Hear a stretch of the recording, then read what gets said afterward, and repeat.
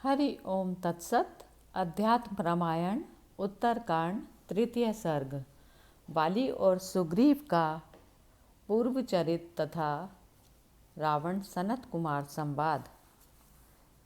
जे के जेहि पर सत्य सनेहु, सो तेहि मिलाई ना कछु संदेहु।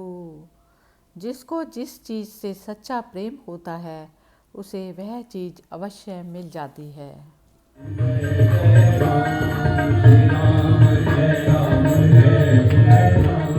श्री रामचंद्र जी बोले, हे मुने, मैं वाली और सुग्रीव के जन्म का यथावत वृतांत सुनना चाहता हूँ।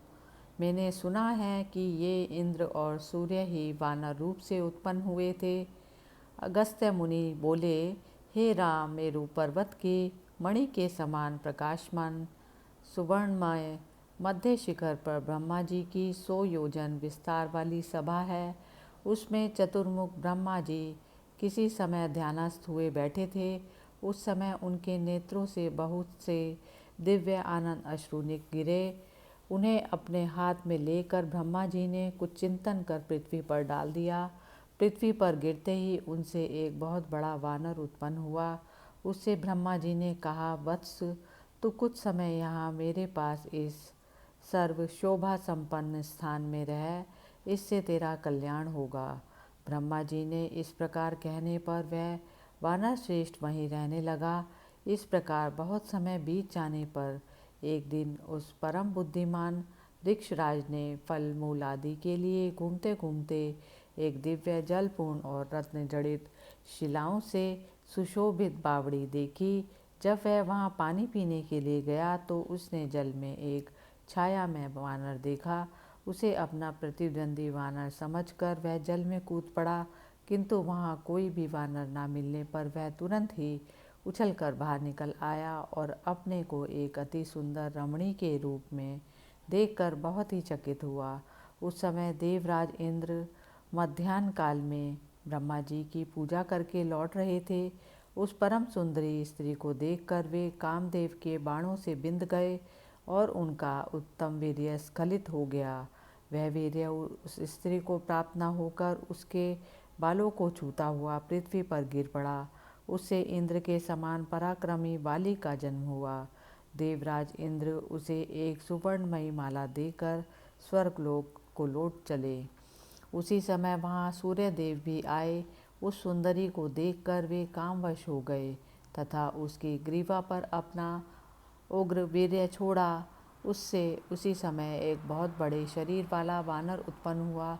सूर्यदेव उसकी सहायता के लिए उसे हनुमान को देकर चले गए। उन दोनों पुत्रों को लेकर वह स्त्री कहीं जाकर सो गई। दूसरे दिन उठने पर उसने पहले के समान अपने को फिर वानर रूप में ही देखा। फिर वह परम बुद्धिमान ऋक्षराज फल मूल आदि लेकर अपने पुत्रों के सहित ब्रह्मा जी की सभा में आया और उन्हें नमस्कार कर उनके आगे खड़ा हुआ। तब ब्रह्मा जी ने उसे वानर वीर को बहुत कुछ समझाया और एक देवतुल्य देवदूत को बुलाकर उससे कहा, हे दूत, तू मेरी आज्ञा से इस वानर श्रेष्ठ को लेकर विश्वकर्मा की बनाई हुई किष्किंधा नाम की दिव्यपुरी को जा। वह संपूर्ण ऐश्वर्य से संपन्न है और देवताओं के लिए भी दुर्जय है। उसके सिंहासन पर इस वीर का राज्य अभिषेक कर दे। सातों द्वीपों में जो जो बड़े दुर्जय वानर वीर हैं वे सब ऋक्षराज के अधीन रहेंगे। जिस समय साक्षात सनातन पुरुष नारायण देव पृथ्वी का भार उतारने के लिए वानरगण उनकी सहायता के लिए जाएं। ब्रह्मा जी के इस प्रकार कहने पर उस महाबुद्धिमान देवदूत ने जिस प्रकार उनकी आज्ञा हुई थी उसी प्रकार उस वानर राज की सब व्यवस्था कर दी और फिर ब्रह्मा जी के पास जाकर उन्हें सब समाचार सुना दिया। तब से वह किष्किंधापुरी वानरों की राजधानी हो गई। हे राम, आप सबके स्वामी हैं। ब्रह्मा जी की प्रार्थना से अब माया मानव रूप धारण कर अपने पृथ्वी का सब भार उतार दिया। जो सब भूतों के भीतर विराजमान नित्य मुक्त और चेतन स्वरूप है, उन अखंड और अनंत रूप आपके लिए यह ऐसा कौन सा बड़ा पराक्रम है तथापि संपूर्ण लोकों के पापों का नाश करने के लिए और उन्हें सुख सुयश वर्णन करते ही हैं। जो मनुष्य वाली और सुग्रीव के इस महान चरित्र का कीर्तन करेगा वह आपके आश्रित होने के कारण सब पापों से छूट जाएगा। हे राम, अब आपसे संबंध रखने वाली एक वह कथा और सुनाता हूँ जिस कारण कि दुरात्मा रावण ने सीता जी को हरा था। पहले एक बार रावण ने एकांत में बैठे हुए ब्रह्मा जी के पुत्र श्री सनत कुमार जी से अति नम्रतापूर्वक प्रणाम करके कहा, जिसका आश्रय पाकर देवगण संग्राम में शत्रु को जीतते हैं, इस संसार में सब देवताओं में श्रेष्ठ और अधिक बलवान वह कौन देव हैं? ब्राह्मणगण किसका पूजन करते हैं और योगी गण किसका ध्यान धरते हैं? भगवान, आप सब प्रकार के प्रश्नों का उत्तर जानने वालों में श्रेष्ठ हैं, अतः मेरे इस प्रश्न का उत्तर दीजिए। भगवान सनत कुमार ने योग दृष्टि से रावण के अंतःकरण की बात को जानकर उससे कहा, वत्स, मैं तुम्हारे प्रश्न का उत्तर देता हूँ, सुनो। जो सर्वदा संपूर्ण संसार का पोषण करने वाला है, जिनके जन्म मृत्यु आदि नहीं होते, जो देवता और दैत्यों से सदा वंदित अविनाशी नारायण श्री हरि कहलाते हैं, सृष्टिकर्ताओं के स्वामी श्री ब्रह्मा जी भी, जिनके नाभि कमल से उत्पन्न हुए हैं तथा जिन्होंने यह स्थावर जंगम रूप सारा संसार भी रचा है, उन्हीं के आश्रय से देवगण संग्राम में शत्रुओं को जीतते हैं तथा योगी जन भी ध्यान योग के द्वारा उन्हीं का जप करते हैं। महर्षि सनत कुमार के ये वचन सुनकर रावण ने फिर पूछा, हे मुनि श्रेष्ठ, उन विष्णु भगवान द्वारा मारे हुए दैत्य दानव और राक्षसगण मरकर किस गति को प्राप्त होते हैं?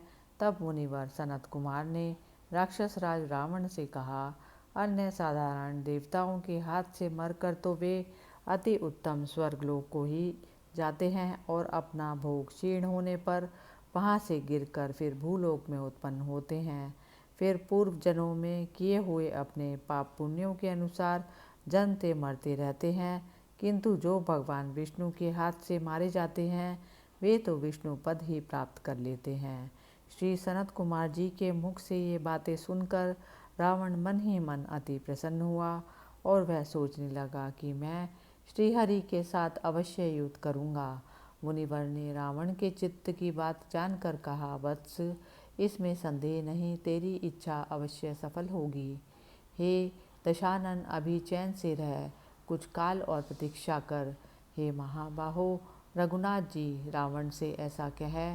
मुनि उससे फिर बोले, रावण, वे रूप रहित हैं, तथापि मैं तुझे उन मायावी रूप बतलाता हूँ। वे नद और नदी आदि समस्त स्थावरों में व्याप्त हैं। ओमकार, सत्य, सावित्री, पृथ्वी तथा संपूर्ण जगत के आधार शेषनाग भी वे ही हैं।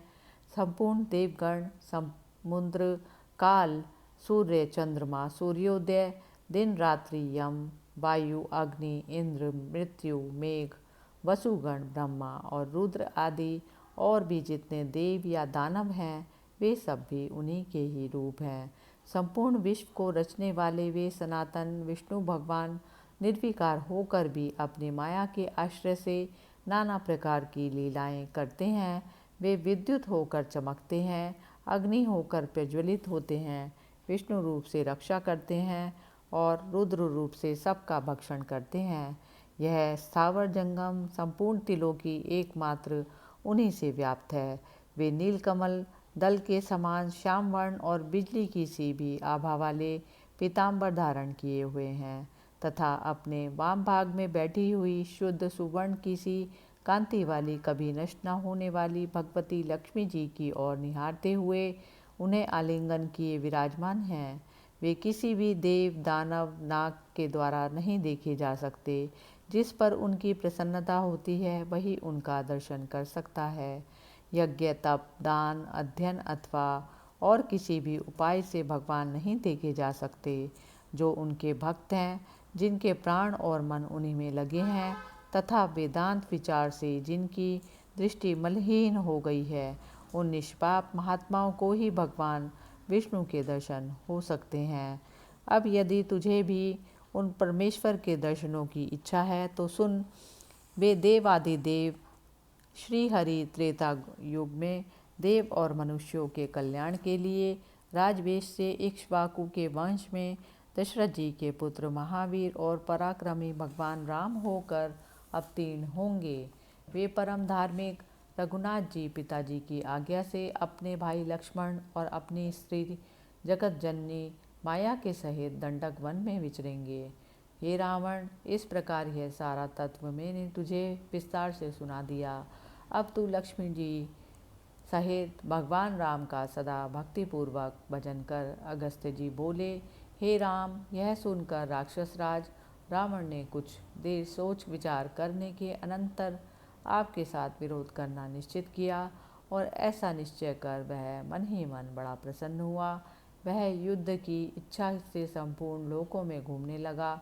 हे महाराज, आपके हाथ से मारे जाने की इच्छा से ही महाबुद्धिमान रावण ने देवी जानकी जी को चुरा लिया था।